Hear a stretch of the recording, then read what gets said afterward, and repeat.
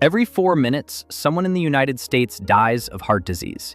It is the single leading cause of death across the entire developed world. Cardiologists have spent decades studying it. Pharmaceutical companies have spent billions fighting it. And yet, it kills more people every year than any other condition on the planet. And chimpanzees, our closest living relatives, sharing roughly 98.7% of our DNA, almost never get it. Not rarely, almost never.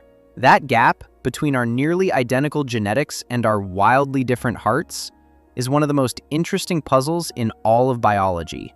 And the answer reveals something uncomfortable about the lives we're living right now. Let's start with what's actually happening inside a diseased human heart. The most common form of heart disease is coronary artery disease. Over years and decades, a substance called plaque, made up of cholesterol, fat, calcium, and other materials, builds up inside the walls of your arteries. The arteries narrow. Blood flow to the heart becomes restricted. Eventually, a clot forms. The artery blocks completely, and part of the heart muscle dies. That's a heart attack. The key player in this process is LDL cholesterol, often called bad cholesterol. High levels of LDL in the bloodstream accelerate plaque buildup dramatically. And this is where chimpanzees become interesting, because chimps actually have higher total cholesterol levels than most humans. Their LDL readings would concern any human cardiologist looking at them on paper. And yet, their arteries stay clean. For decades, scientists assumed this was simply a diet difference. Wild chimps eat fruit, leaves, insects, and occasional small animals. No processed food, no refined sugar, no fast food. Of course their hearts are healthier. It seemed obvious. But when researchers looked closer, the story got much more complicated. In 2019, a team at the University of California, San Diego, published a finding that reframed the entire question. The difference, they discovered, wasn't just what chimps eat. It was something written into their biology at a molecular level. A genetic mutation that humans carry and chimpanzees don't. The mutation involves a molecule called LPA, pronounced LP(a). In humans, LPA is a particularly aggressive form of LDL cholesterol. It's stickier than regular LDL, more likely to embed itself in artery walls, and harder for the body to clear. High LPA levels are one of the strongest known risk factors for early heart disease, and roughly 1 in 5 humans carries dangerously elevated levels of it without ever knowing. Chimpanzees produce LPA too, but a genetic mutation that occurred somewhere in human evolution dramatically increased both the production of LPA and its ability to bind to artery walls. We essentially gave ourselves a cardiovascular liability that our closest relatives don't have, written into our DNA millions of years ago. But here's where it gets stranger. That same mutation that makes us vulnerable to heart disease appears to have been selected for, meaning evolution kept it around because it did something useful. LPA is also a clotting agent. In a world before modern medicine, where cuts, injuries, and infections were constant threats, having blood that clotted more aggressively was probably life-saving. Evolution traded long-term cardiovascular health for short-term survival. A perfectly reasonable bargain for a species where almost nobody lived past 40 anyway.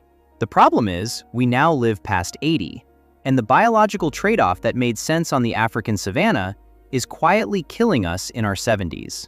This is a pattern biologists call evolutionary mismatch, when a trait that evolved for one environment becomes harmful in a completely different one. And it shows up everywhere in human health. Our craving for sugar and fat made sense when calories were scarce. Our inflammatory immune responses evolved to fight infections that killed our ancestors before they could reproduce. These systems aren't broken. They're just running ancient software in a world they were never designed for.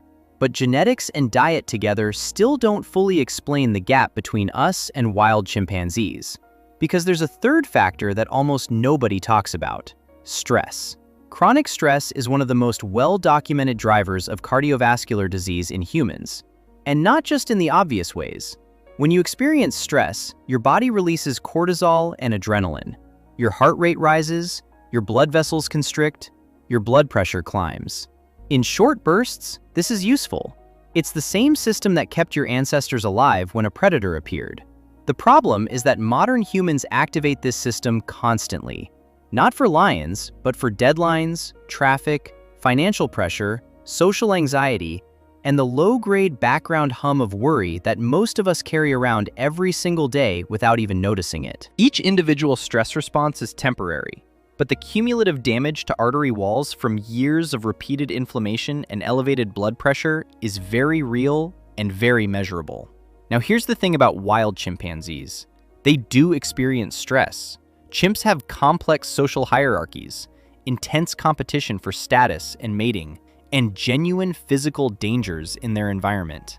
A low-ranking male chimp can have chronically elevated cortisol levels that rival a human middle manager during a difficult quarter. But there's a critical difference in how that stress is discharged.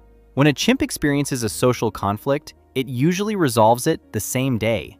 Primatologist Frans de Waal spent decades documenting chimpanzee reconciliation behavior, the elaborate grooming, touching, and physical reassurance that follows almost every conflict in a chimp group. The confrontation happens, sometimes violently, and then it ends. Both animals move on, often grooming each other within the hour. The cortisol spike comes, and then it leaves. Humans are unique in our ability to replay stress indefinitely. We can lie awake at 3 in the morning replaying a conversation from last Tuesday. We can spend months dreading a future event that may never happen. We carry emotional conflicts forward in time in a way that no chimpanzee does, because doing so requires exactly the kind of continuous narrative self that makes us human. The result is that our stress responses, unlike a chimp's, often never fully switch off, and chronically elevated cortisol over years and decades directly damages the lining of arteries, accelerates plaque formation, and raises blood pressure in ways that compound everything else already working against us. So what we're actually looking at when we compare a human heart to a chimpanzee heart isn't just one difference, it's a stack of them. Wild chimps don't carry the specific genetic mutation that makes human LPA so aggressive. They eat diets with almost no refined carbohydrates or processed fats.